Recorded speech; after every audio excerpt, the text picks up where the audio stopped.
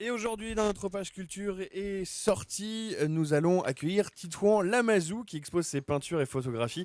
Et ça jusqu'au 25 juillet. Nous avons la chance de l'avoir avec nous dans les studios de Sun pour parler de cette exposition exceptionnelle. Il est en compagnie de Gwen Guillot. Bonjour Guillaume, je suis effectivement très heureux d'avoir à mes côtés Titouan Lamazou qui vient nous parler de ses peintures et photographies exposées à Nantes à la galerie Le Garage au 32 rue Scribe. Bonjour Titouan Lamazou. Bonjour. Alors peintre, photographe, auteur, navigateur, globe-trotteur, vous avez plusieurs facettes. Aujourd'hui, nous allons nous intéresser donc à l'artiste avec cette exposition, Le Voyage et la Femme, une grande première à Nantes. Une exposition en deux parties avec dans un premier temps vos peintures jusqu'au 21 juin, suivi des photographies du 25 juin au 25 juillet. Titouan Lamazou, avant de parler de cette exposition, je voulais faire un petit retour en arrière. Comment vous est venue cette fibre artistique? C'est venu dans votre enfance? Ça s'est passé comment exactement? Oui, j'ai une vocation qu'on peut qualifier de précoce, puisque j'ai décidé de façon quasi irrévocable, et ça s'est vérifié, à l'âge de 11 ans, que je voulais être un artiste. Que je voulais être un artiste. Pourquoi? Alors, je ne vais pas faire d'introspection à deux balles, mais je pense que le statut de l'artiste dans la société, bien en vue et à la fois en marge, enfin, c'était celui qui me tentait le plus. Il se trouve aussi que j'étais plutôt doué en dessin. Et donc je voulais devenir un artiste peintre. Voilà, ça me paraissait un idéal de vie. Et du coup, dans ma scolarité, j'étais plutôt rangé parmi les cancres. Mhm. Pas que je sois plus bête qu'un autre, mais, mais c'est-à-dire que l'éducation nationale, encore aujourd'hui d'ailleurs, privilégie pas vraiment l'enseignement des beaux-arts, hein, et des arts en général. Ce qui fait que je voyais pas trop, dès que j'ai pu m'enfuir des bancs du lycée, à l'âge de 16 ans, je suis rentré aux beaux-arts. À l'époque, on n'avait pas besoin du bac pour entrer aux beaux-arts. Donc vous êtes rentré directement à l'école des Beaux-Arts. Voilà. C'était où exactement? C'était à... Alors là, j'étais dans les... Mes parents étaient un petit peu nomades également, et donc ils étaient basés à Marseille à l'époque. Et je suis rentré aux Beaux-Arts. Et aux Beaux-Arts, je considérais que ça ressemblait quand même bien au lycée aussi. Oui. Je suis allé voir mon professeur de peinture à l'époque pour lui dire voilà, moi de faire de la publicité. Bon, on fait toutes les disciplines aux Beaux-Arts, hein. Je crois que c'est toujours comme ça dans les premières années pour choisir sa voie. Mais moi, je l'avais déjà choisi à l'âge de 11 ans. Je voulais être peintre. Donc, je suis allé voir mon prof de peinture et je lui ai dit bon. Moi, je ne veux pas faire tous ces trucs-là, je veux être peintre. Et il m'a fait passer en troisième année Directement. directement. Voilà, j'étais un élève, pour une fois, brillant. Et, en troisième année, donc c'était ma deuxième année de Beaux-Arts, je suis resté 3 semaines et je suis parti. Comme ça, un coup de tête. Pas vraiment, parce qu'à l'époque, c'était un peu c'était les débuts des années 70. C'était en 73 ou 14. C'était le mot partir avait une certaine signification. Enfin, il y avait pas mal de gens qui partaient plutôt vers l'est, oui, vers Katmandou. Ça leur viendrait pas à l'idée aujourd'hui, mais ou Kaboul, ou des endroits comme ça. Mais moi, j'avais une envie de mer. J'étais pas du tout marin, je connaissais rien à la mer. Et bien que j'ai eu un professeur qui a quand même un peu marqué ma vie, qui s'appelait Yvon Lecor, qui est un artiste navigateur, qui était mon prof de dessin au lycée. Et il m'avait peut-être communiqué cette envie-là. Et donc j'ai pris un sac, en bandoulière, quelques gouaches et un carnet. Et je me suis dirigé vers les ports. J'ai fait du bateau stop et d'embarquement en embarquement, je suis arrivé aux Antilles, dans les Caraïbes, où j'ai vécu pendant 3 ans en faisant des portraits aux terrasses des cafés pour gagner ma vie et en proposant mes services de navigateur, jusqu'à ce que je croise le sillage d'Éric Tabarly. Le grand Éric Tabarly. Voilà, qui m'a embarqué à l'époque. À l'époque, on embarquait encore des équipiers qui n'étaient pas forcément des grands pros. C'était pas mon cas. Et donc, j'ai embarqué avec Éric. Et je suis resté 2 ans et demi et j'ai appris le métier de marin. Et c'est Éric Tabarly qui vous a tout appris? Oh, oui, en grande partie. Enfin, j'arrivais à mettre un pied devant l'autre sur un pont de bateau, mais la course, tout ça, et puis mes équipiers, enfin, mes coéquipiers, c'était Philippe Poupon, c'était des gens comme ça, quoi, qui sont devenus par la suite des marins. Et je trouve que j'avais quelques dispositions. Et voilà, ça m'a un peu détourné, mais pas vraiment détourné d'ailleurs, parce que je continuais à être peintre. J'étais considéré à bord du bateau d'Éric Tabarly comme l'artiste du bord, comme Jean-Louis Etienne était considéré comme le docteur du bord. Et voilà, et lorsque, moi, si on, je Et sais pas donc si- la suite après, je pense que beaucoup de gens la connaissent. Enfin, on va un peu résumer. Vous avez donc gagné cette première édition du Vendée Globe en 1990. Suivi l'année d'après, vous avez également gagné le titre de champion du monde de course au large.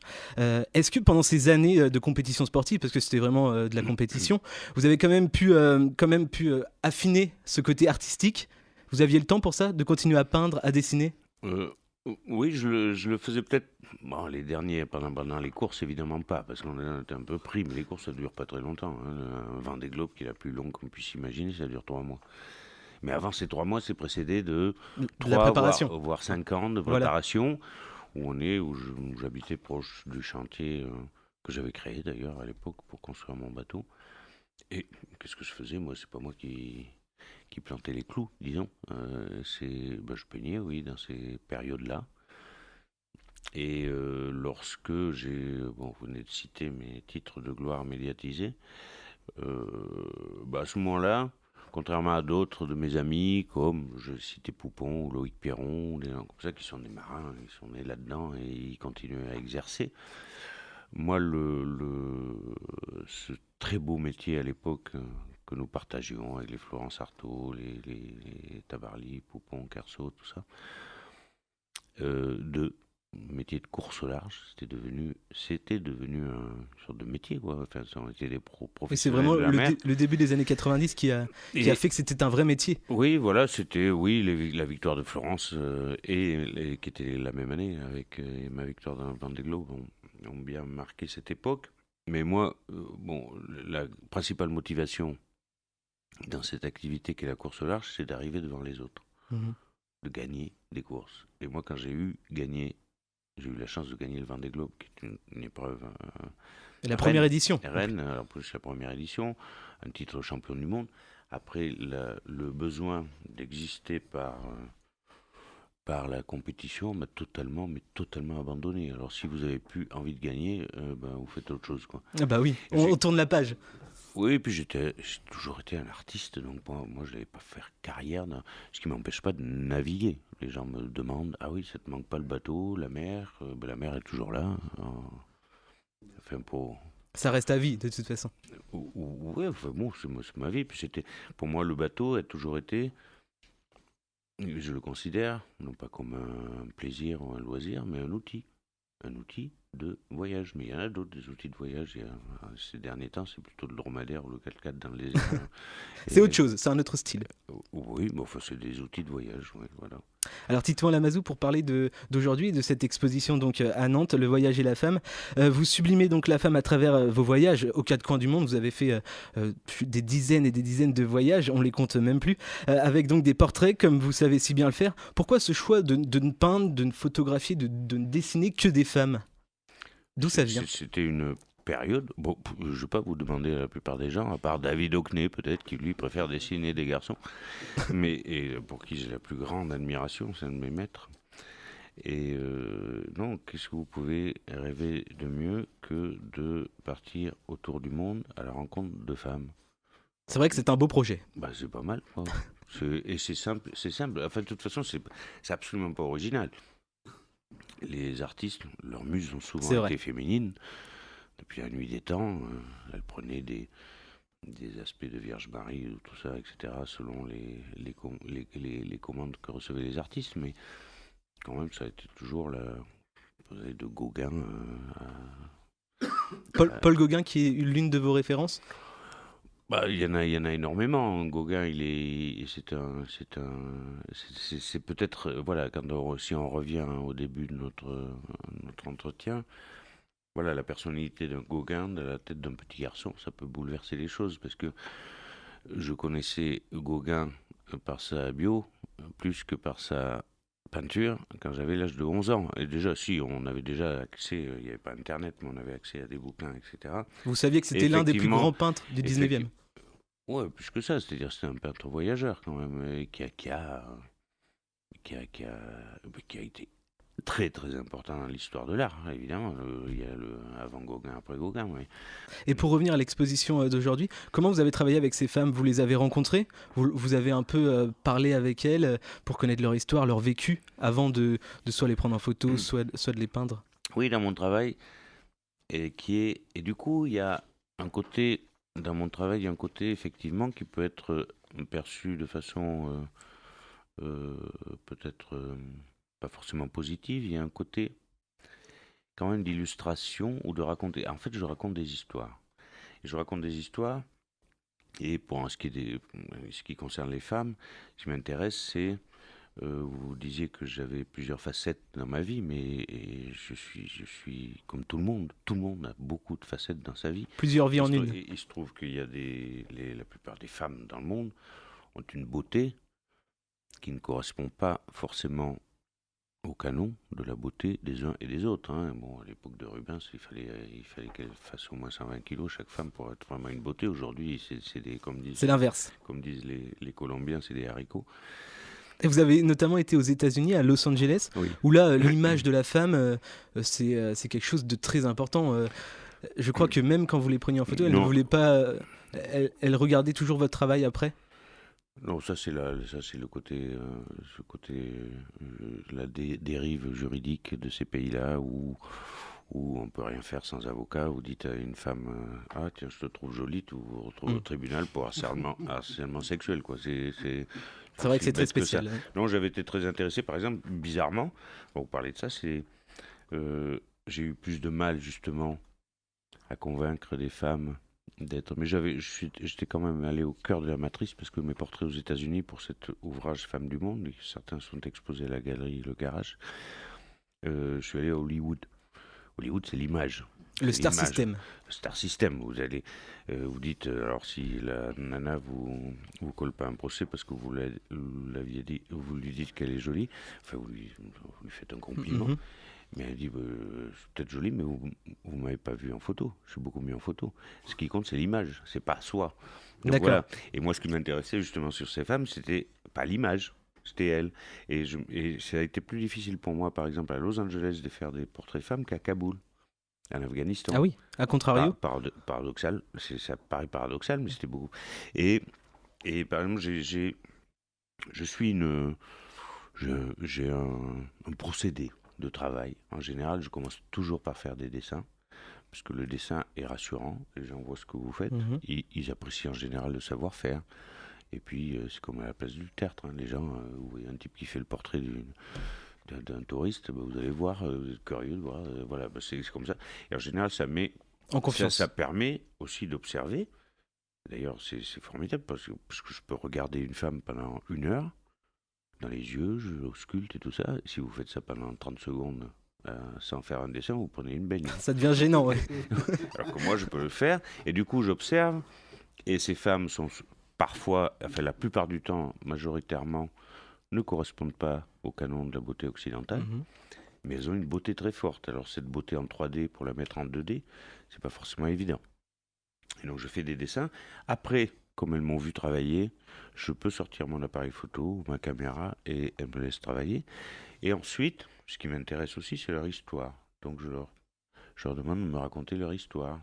En général, je le fais à la fin parce qu'on se connaît bien et qu'il y a une confiance. Il y a une relation qui est née. Voilà. Aux États-Unis, je commençais par leur demander de me raconter leur histoire pour qu'elles se rendent compte que ce n'était pas leur image qui m'importait, c'était elles. Et je leur posais des questions sur leur maman, sur leurs parents, sur les trucs, des questions toutes bêtes sur la vie. Et il se trouve qu'à Los Angeles, comme ailleurs d'ailleurs, j'ai ramené tout autre chose que j'étais allé chercher.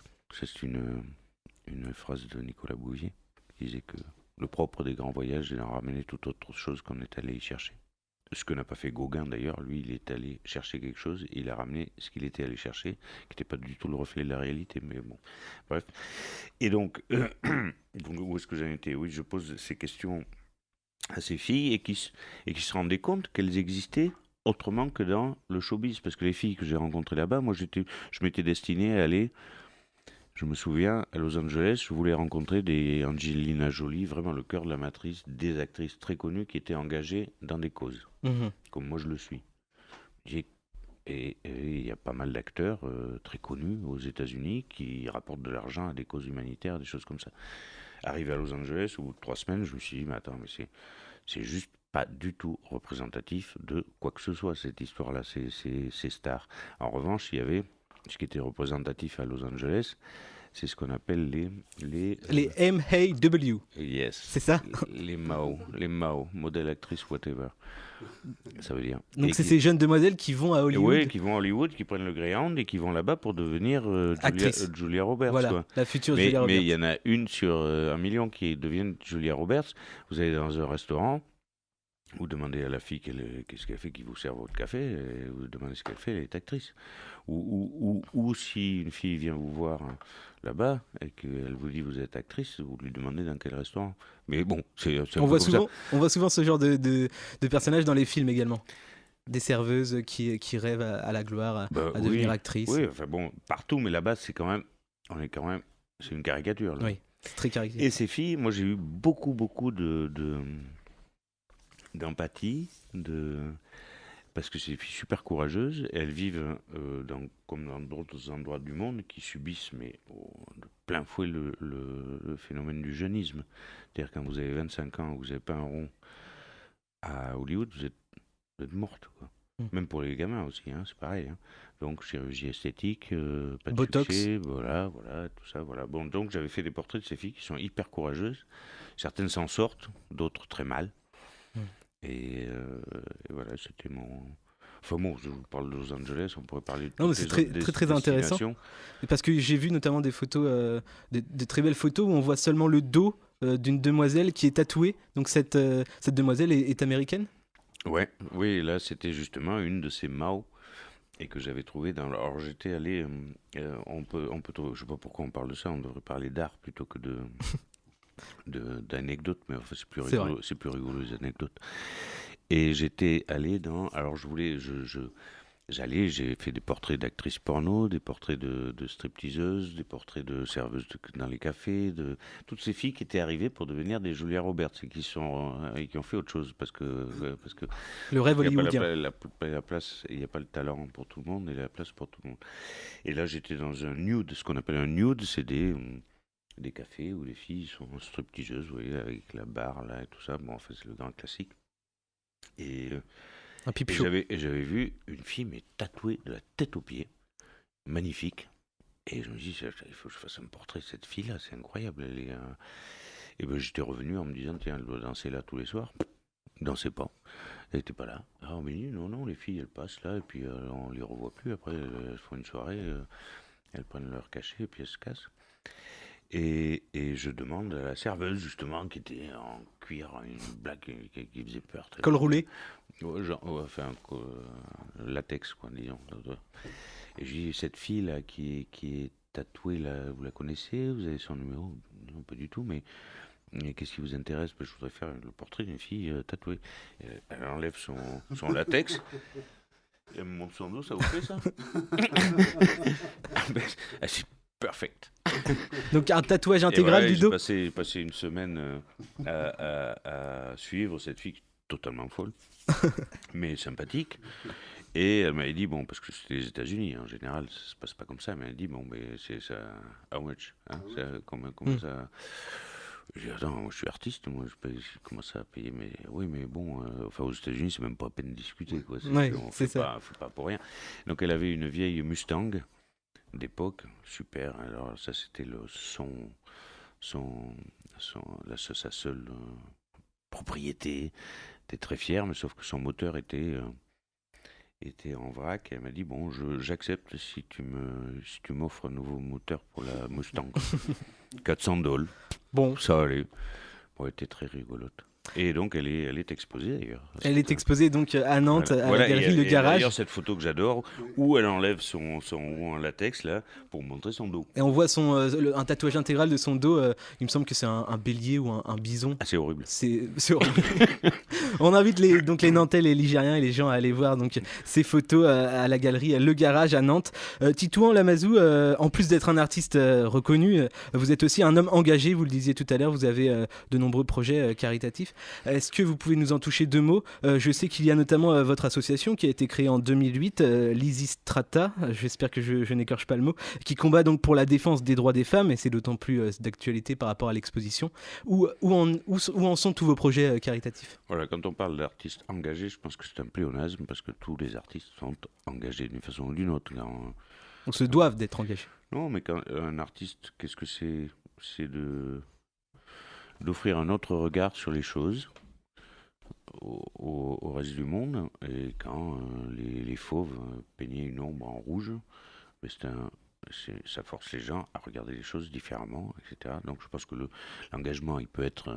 l'humanitaire, ça existe depuis que le monde capitaliste part en vrille, et ça existe depuis pas si longtemps, hein, ça existe, mais bon, le caritatif personnel, ça existe depuis toujours, et cet engagement, moi je fais partie, je suis un honnête homme du siècle, quoi, enfin et donc je m'engage, c'est pas très original, dans des causes.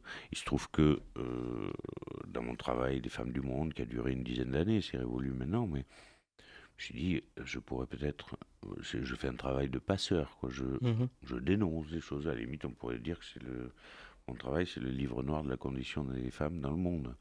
Tous les multiples visages de la misogynie, par exemple. Et il y en a. Oui, énormément. Oui, on peut y passer sa vie. Mais je me dis, tiens, on pourrait, avec des amis d'ailleurs qui travaillent avec moi, on peut peut-être les aider de façon un peu plus matérielle, quoi, en finançant leurs projets, Et c'est comme ça qu'est née cette association qui continue à soutenir un groupe de femmes dans le Nord Kivu que j'avais rencontré en 2004, qui m'avait peut-être le plus ému par leur courage Leur dignité. et leur peur aussi, et tout ça, et puis qui essayent d'aider elles-mêmes les femmes. Et d'autres qui m'avaient beaucoup ému aussi, et c'est pas très loin de chez nous, puisque c'est des groupements de femmes roms en France, qui essayent cette honte dans notre pays où les Roms sont... Enfin, c'est pas nouveau non plus, ça date depuis le temps où ils sont arrivés chez nous. C'était avant qu'Anne de Bretagne épouse Charles VIII. La Bretagne n'était pas encore formée. En Gironde de la France, que les Roms étaient déjà là. Mais depuis, on n'a toujours pas...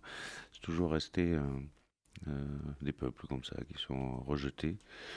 Et bon, j'ai été assez ému par ce travail de ces femmes qui se sont regroupées en association justement dans un but d'intégration et qui ne sont pas forcément bien vues dans leur propre milieu également. Merci beaucoup Titouan Lamazou d'avoir été avec nous. On comprend mieux à travers notamment ces engagements caritatifs pourquoi vous avez été nommé artiste de l'UNESCO pour la paix en 2003. Merci de votre présence et d'avoir parlé donc de l'exposition et aussi de nombreuses anecdotes très croustillantes. Merci d'avoir été avec nous sur scène et à très bientôt. Au revoir. C'est moi qui vous remercie. Merci beaucoup Gwen Guillot. Rappelons que l'exposition Le Voyage et la Femme, c'est jusqu'au 21 juin pour ce qui est des peintures de Titouan Lamazou. Et pour les photographies, ce sera du 25 juin au 25 juillet à la galerie Le Garage, 32 rue Scribe à Nantes. Notez que la galerie est ouverte du mercredi au samedi de 14h à 19h.